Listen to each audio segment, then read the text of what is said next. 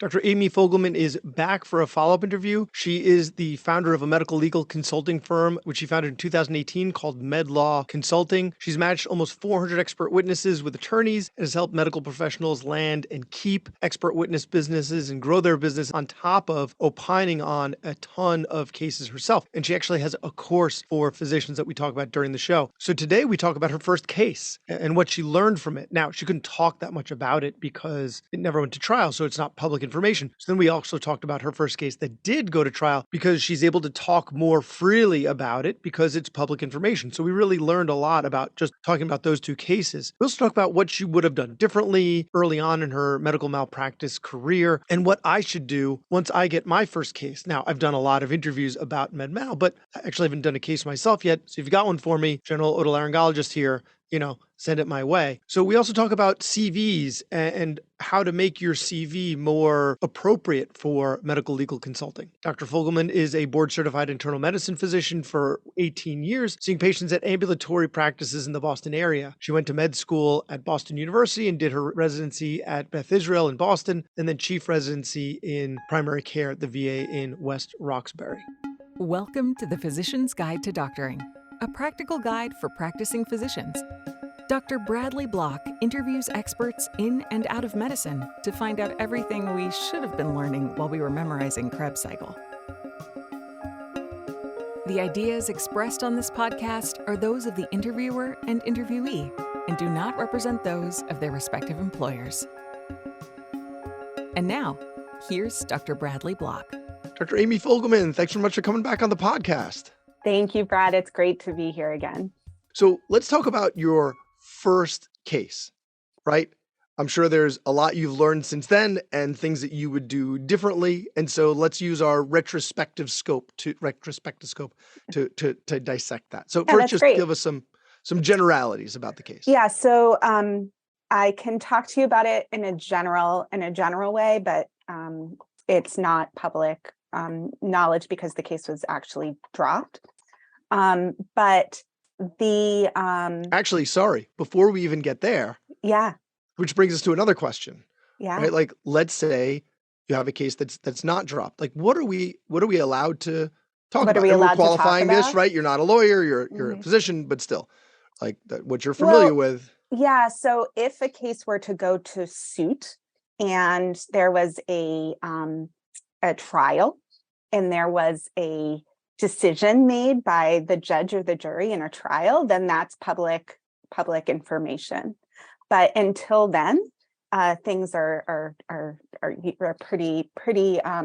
You don't talk about them. I'm sure there's different rules in different states about what's public and what's not public, but just to be careful, because I can't keep track of which state is what. I just when in doubt, don't talk about it. Don't talk about it. Okay. That's interesting. I wonder if a case settles. It usually with settlement agreements, there's some stipulation that there's some confidentiality around it. So you wouldn't get into the details of that. Got it. But if it goes to a jury trial, then that becomes public information, at least to some degree. Absolutely. The whole thing becomes public. So then maybe if we have time, we can talk about another case as well that, maybe a case that is public, because then we can dissect it a little more. But let's start with your first case. Your first case. Yeah. So more than a decade ago, so I'm a primary care doctor for years.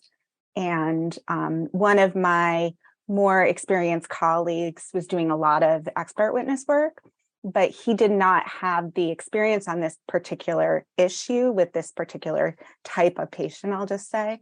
And so he referred it on to me. And it was a medical malpractice defense case. So it was a primary care doctor who was being sued for missing a cancer diagnosis. And so I was like really excited. And I got all these records and I reviewed them. And then I was like, wait, so confused about what I was supposed to be doing or thinking. It was very confusing to me what exactly my role was. And so then I talked to the attorney about my thoughts, and then the case sort of ended up being dropped eventually from against the doctor. So that was that case. Okay. So you Yeah. reviewed the case, did your due diligence, and then it was dropped. Okay. Yeah, I mean, yeah, exactly.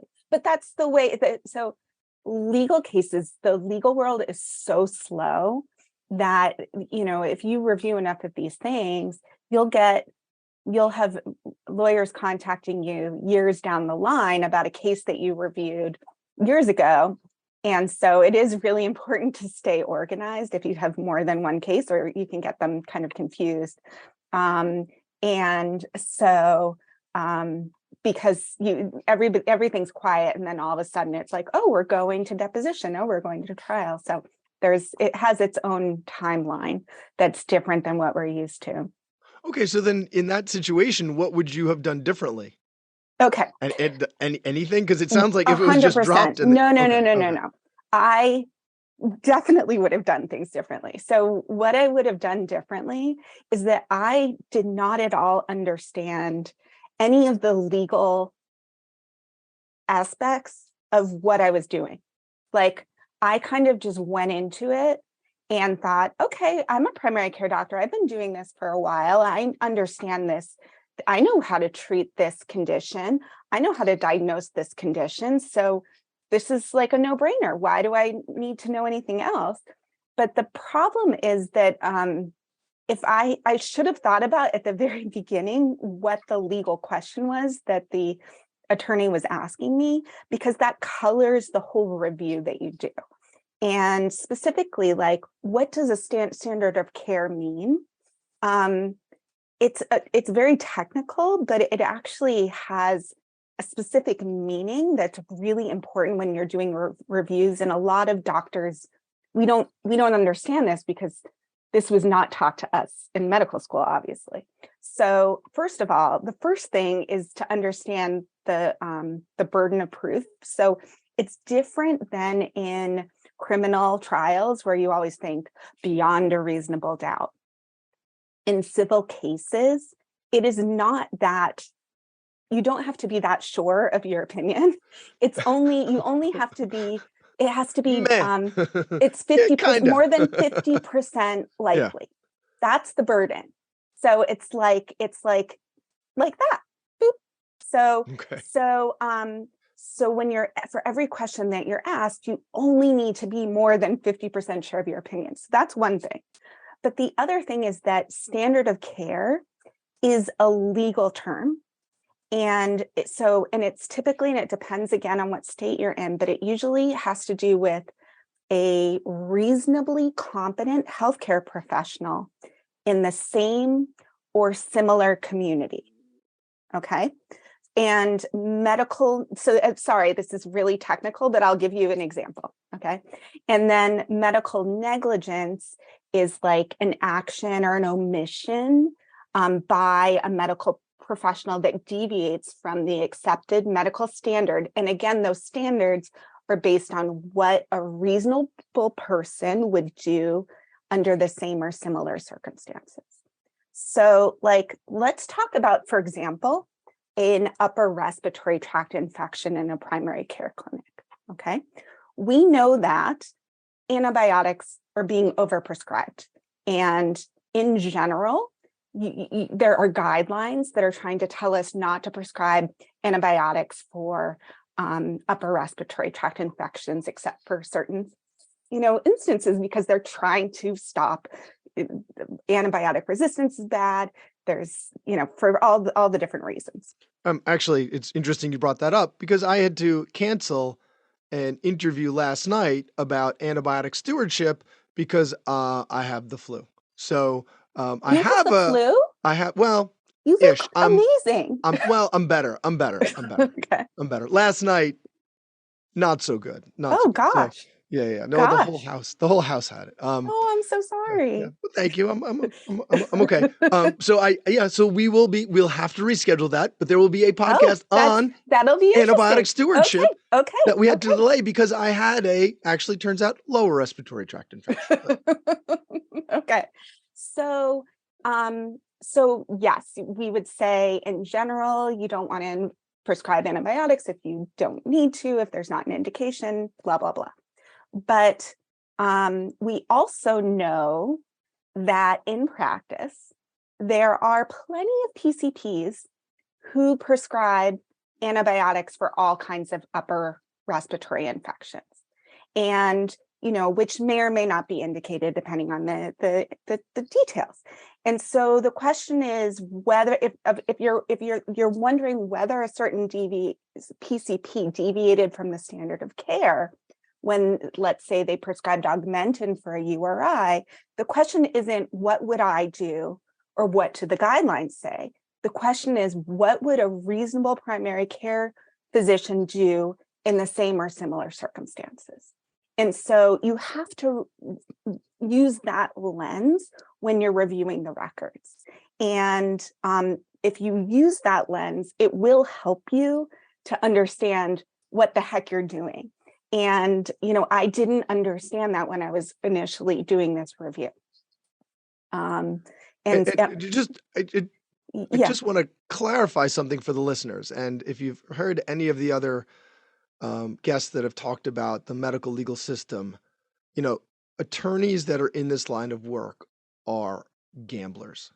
And so what happens is if you have a high stakes case, like what you're describing is like a huge lens, a huge, breadth of practice that could be considered the standard of care. So how are so many people being sued? Well, it's because there's a chance you could lose the case. There's a chance. There's the jury who is not an expert witness, who's going to be swayed by a lot of the emotional aspects to this. And so especially with high stakes cases, high amounts of money, it might make sense for the plaintiff's attorney to take a case, even though it's not a deviation from the standard of care, because there's a chance that they'll make a significant amount of money either in trial or by settling, because you might not want to risk going to trial. So, what you're describing sounds like then we shouldn't have so many lawsuits if that's the case. But, it's more complicated than that because how the entire industry works. It is. And so, I was recently reviewing a case and I reviewed the report by the plaintiff attorney, the plaintiff expert, and it was clear that she just didn't understand. And sometimes they'll find experts who don't understand these nuances and they'll say something, and she was sort of like citing guidelines and it was like, you're missing the point here, So I think it's really important that as physicians, yes, we've had years and years and years of training, but there is a little bit more training that you need to do if you want to do this work and you want to do it well. Okay, so is there anything else that you would change about how you would have reviewed that first case? No, that's the big that's the main thing, but that's so inherently important that it would have changed the way that the lens in which I viewed that case would have been different. And I don't know if I would have ultimately, I don't know what I would have said to the attorney. I don't remember what I said to the attorney, but I'm sure that it would have changed that a little bit if I had understood what the heck I was doing. All right, well then let's talk about a case that you can talk about in more detail. Sure. Right? One that did go to trial, so now it is public information. So give us some background to that case. Okay, so this is kind of a crummy case. Actually, it's not that interesting. I don't think it's going to be that interesting to your listeners. It's actually but keep listening anyway. Keep listening. Keep listening. It was a personal injury case. So this woman was living in a house and they built a commercial real estate next to her home. that caused a lot of like shaking and cracking of her foundation, and a lot of like personal stress on her, pain and suffering. And so the attorney was mostly interested in saying, that they were bad neighbors and did all this stuff. But the specific opinion that he wanted from me was whether, because she developed shingles, was whether that could have, whether the stress that she had been under for, because she mentioned this multiple times to multiple people, whether this could have been a contributing cause to her developing the shingles. So that was my teeny tiny, thing that I opined on. And I said that, yes, it could have been a contributing factor to the fact that, she had stress and that it developed, that she developed shingles. And that was that. But they lost the case. Okay. Yeah. I think that's the legal system, right? You've got a big, rich real estate developer and this, person who's now got an ailment, and the jury, many of whom may be retirees who have experienced shingles themselves, are going to feel some empathy towards that individual. And yeah, that sounds like a case I'd take. Sure, let's do it. It wasn't just about the shingles, though. That was just, a piece of it. Just to say, that was a very small piece of the whole case. There was black mold too, probably, and so they got an allergist. Of course, yes. Involved, yes. There always seems to be. Yes. Okay. That still interesting though. Still, I mean, yes, pretty mundane material, but I still think thinking about that is interesting. Okay, so recently I got my first case. I told you about it before the show, and then I sent it to someone else because I was a little out of my depth. It was just something that I haven't dealt with since residency. But which is very smart of you to send it away if it's something that you don't deal with on a regular basis, by the way. So it's very smart. Thank you. It would have been my first case, so I still have 0 cases under my belt. So I'm not sure, So I get a stack of papers from the lawyer. What was he expecting of me? Right? Mm-hmm. Like what when I know you said, right, as we're reviewing the case, we need to review it through the lens of the standard of care and how that's defined. Well, you have to ask them what the legal question is that they want you to opine on, because there's different questions. Standard of care, causation, like whether that thing, like the shingles case, did the stress cause her shingles? That's a causation question. And then prognosis, like, did this change, could it have changed the condition had they diagnosed it sooner, and what's the long-term, consequences of this condition? If there's no sequelae, long-term sequelae, then there's no injury, there's no damages. Right. But like, what are they? You had said in our last interview, don't just email them, because that email might be discoverable and you might be discussing things that could be used against them. So like, don't do that without talking to them. So what are they? Like, my opinion, am I going to be like drafting a 10-page document citing sources from PubMed? Like what? Like, what do you do? Yeah. So, okay. First off, before you get that pile of paperwork, and I'm sure I would hope that Attorney Salmon talked to you about this, but you should have them sign a contract. And you should probably get a retainer, particularly if you haven't worked with them before. So yes, that was the second interview with Dan Sandman. So for all the listeners, definitely check that out. We go into a lot of detail about that. But in terms of like, so you have your contract, you got your retainer payment. So you get the stack of records. What I like to do, I like to have the records on like electronically, and I have my computer has 2 screens, and so I put up the records on one screen, and then I have like a Word document on the other screen, and I'll just kind of like copy and paste just to get a chronology, just to keep me organized, because again, it may be 40 years down the line when the attorney is checking, saying, oh, by the way, this is going to trial, you're like, what is this case about? So it's good process to kind of keep things organized. So you're going through the records, keeping in mind the legal question, and I like to take notes of the facts. So timeline, what happened, and then you track for your time for all of this. Don't generally put anything, in writing that's an opinion at this point.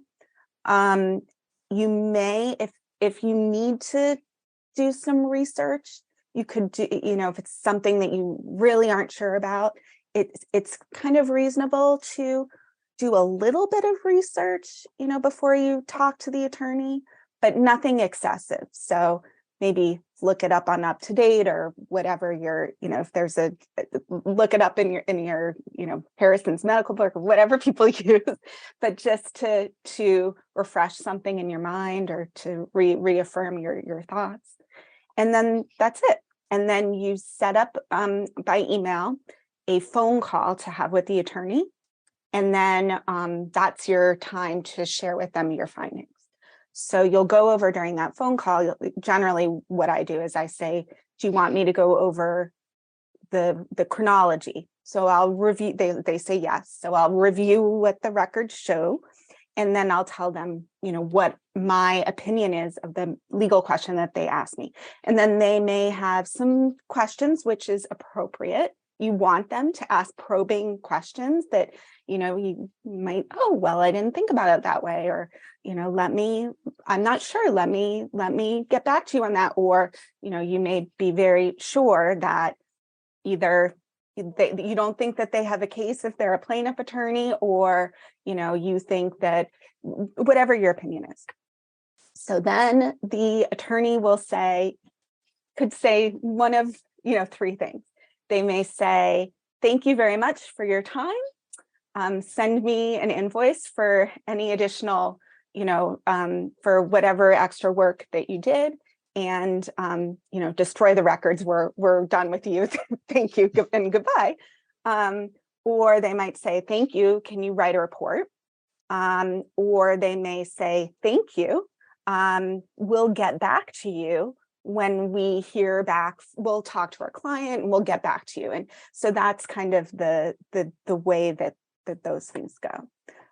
Certain states, there's no need to write a report. It sort of depends on that. But that's how you do it. And then in terms of the report itself, if you've never written one before, the easiest thing to do is just ask the attorney. Say to them, hey, do you have a sample of a report style that you like? And you can use that as your template. And you just want to make sure, because this report is going to be something that you're going to use in the deposition. It's like an open book test. So you want to make sure that it's the number one thing I would say is make sure that it's clear what records you reviewed, because you don't want the opposing attorney to be able to say, have you seen this, page 89 of, on July the 5th of 1995. And if you have these are the records that I reviewed and you have them listed there, then you'll know whether you did or not. And so it's kind of a pain to do that. But if you keep good records, it's easy enough to do it.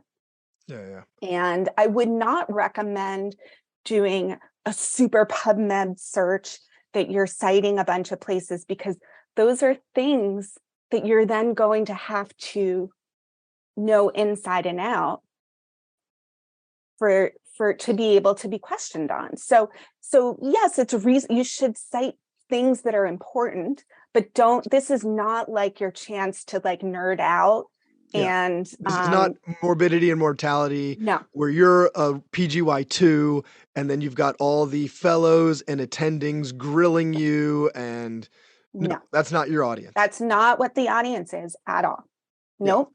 So you don't like, I made that mistake when I was doing the trial recently. I was like, oh, why did I cite these things? Because then I had to like read these very, very, very carefully and know them. You know, the attorney didn't ask me anything about them, but I didn't know. And so I was like, why did I do that? So don't like, and it's hard as an internist not to nerd out, but just don't nerd out. Well, I think also losing sight of our role in this situation, right? Like we are the PubMed. That's why we're there, because like Brad, you're right. They don't need to pore over the literature because that's your job. Your job is to know the material, you know, so that they don't have to. And so you're expert enough. Yeah. And so and if you're not, do what I did and don't take the case. Right. And in addition to not putting things like your opinion in the email, that I'm glad that you remember that from last time. The other thing is, you know, so if you ever have a doubt, just give the attorney a call on the phone to talk about it. And then the other thing is you don't want to surprise them with a huge bill. And so you want to communicate any kind of extra time that you're spending with them up front, because that's going to put a really, you know, sour taste and sour taste in their mouth if you like didn't say anything and then you send them, you know, a $10,000 bill that they're not expecting. Yeah. Especially if they're not taking that case any further. Right. Right. Mm-hmm. Okay. So a bit of a non sequitur now, because there's one thing that we didn't speak about last time that but I do want to talk to you about. And that's resumes, right? Like our CVs, our resumes. My resume looks pretty similar to what it did 11 years ago when I finished residency, or 11 and a half, when I finished residency, and maybe a couple of the committees that I've been on. But that's it. And yet the resume that we use for soliciting this type of business shouldn't look the same, correct? I mean, so I'm just going to call it a CV because it's not really a resume, but your CV for medical expert work, it's very important. And that's because it's very important because it's used by the attorney to decide if they want to hire you. So it's almost like marketing, right? Okay. And so you want to make sure that it looks impressive to anybody who's hiring you. But on the other hand, it's going to be used by the opposing, you know, counsel to try to discredit you. And so it needs to work to list everything that you want it to list, but it also has to be accurate. And so it needs to be complete, but also accurate, which you just have to be very careful about that. I don't understand. Why are people sending out CVs that are not accurate? Well, for example, if you have something on your CV that isn't on your LinkedIn, you know, they don't match up. The attorney on the other side could say, like, are you trying to say, like, when did you finish your residency? Was it in 2006 or was it in 2005? Are you fudging that? Like, you know, they could try to make it nefarious when, you know, there's not necessarily any bad intent, but so you want to make sure that it's consistent with everything else that's available online. But like the order that you put things the information that you put on there? The order doesn't matter. And so there's no specific order that it needs to be. And I'll say, like, I've reviewed hundreds of resumes because part of what I do is that I match attorneys. I find expert witnesses for attorneys. And so through that work, I've seen a lot of resumes. And I've seen some that are really crummy, okay? And the ones that are crummy are ones where, well, I'll just tell you some like silly mistakes that people make. One is not using their real name. This is not as much an issue for for men as much as it is for women, but it is also an issue for men as well. But if you have like a hyphenated name and you want to just keep it like simple, and so you're only putting your maiden name, but that's not the name that you were board certified in, or it's not the name that you have your license in, it can make it appear that you are not board certified.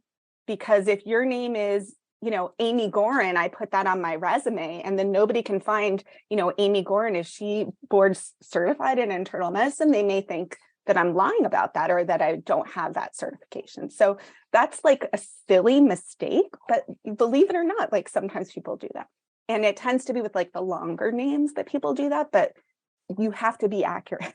Like, don't try to make it simple. The other thing I've seen is, forgetting to put things that are very impressive to attorneys. So attorneys really care about teaching. So any teaching experience that you have, even if it's not a formal, you're the assistant professor at Harvard Medical School, even if it's just that you have, medical students shadow you from, the local medical school occasionally, that counts. And so you should put that on your CV. Similarly, another one that sometimes people don't do because they think it's they'll put the name of their private practice, but won't put the names of the hospitals that they're appointed with, or maybe the most impressive hospital that you're appointed with. But attorneys care about those hospital appointments, and so you want to make sure that that's listed there. And the other thing is, because it doesn't matter what order it's in, you really want to put the most impressive things on the first page, and then the least impressive things on the end. So, I had a doctor who was quadruple board certified. I mean, like, wow, I was so excited about recommending him to this attorney. And then he sends me his resume, and, the first page had the community college that he graduated from, and like his foreign medical school. And not that those things are bad, but they're just not as impressive as the quadruple board certification. And so, he was doing something that wasn't, he was shooting himself in the foot unnecessarily, because that is just like I mean, that's the way we all have it. But that's the way we all have it. We all have it in chronological order, right? We have undergrad, and then your medical school, and then your residency, and then your fellowship, and then if you didn't go research at the end. Harvard or Yale, your medical, no one cares where you went to medical school. Like, that does not, like, we know you have an MD, so it does, so nobody cares. So put the things that are more impressive. Yeah. And if you actually have extra time, it's even more impressive if you can put an executive summary, but in lay language, because attorneys don't understand. They don't understand what a otolaryngologist is.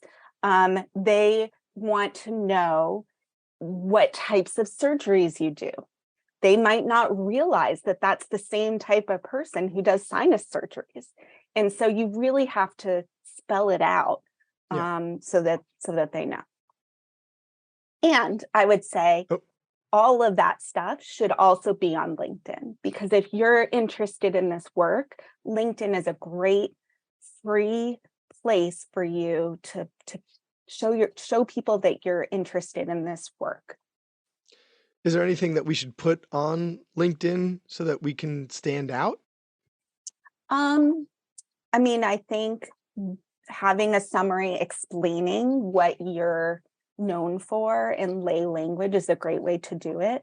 And also, I know this is something that doctors don't like, but having an email address for attorneys to be able to reach out to you is probably a good thing too, especially if you're not going to be on LinkedIn every day. You don't want to find that message, a month later. Yeah. It's going to be too late. They're going to have selected somebody else. But in line, if you could put somewhere expert witness or, this is just medical expert, because those things are searchable in their keywords. And so that way you'll come up when they're looking. What about so back to the CV, if we did, let's say we took a course, for instance, yes, your course, right? I would think that would, that would make us more appealing, because now they know that we understand the assignment, right? We know what's expected of us. We know what to do. We know how to not to end up in any traps. So it's great to take a course for all the reasons that we talked about during this.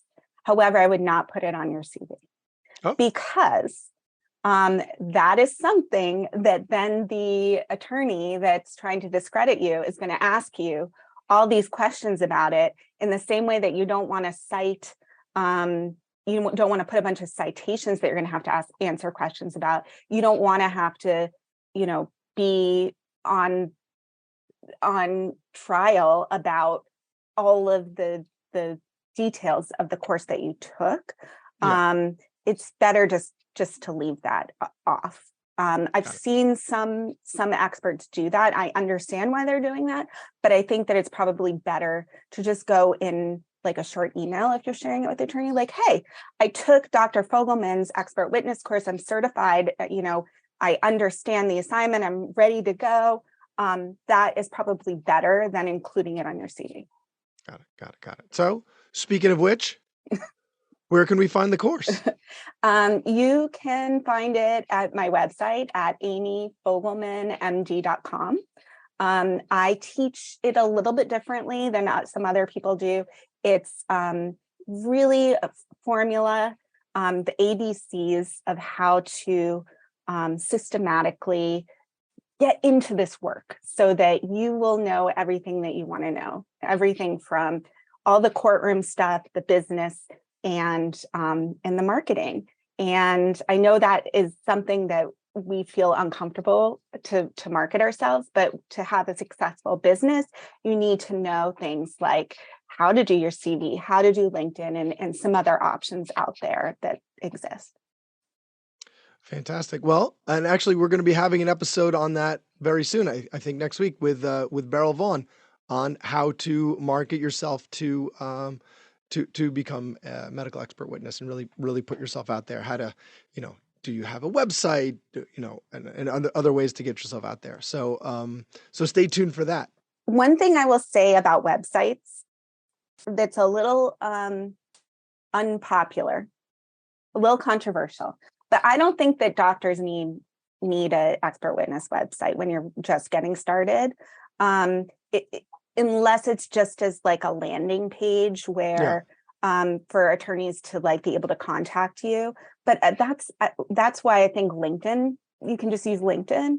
The issue is I've actually had attorneys not want to work with particular experts because of things they've seen on their website. So if you have a website, you need to do it well. And it's so subjective that that you can get into some trouble.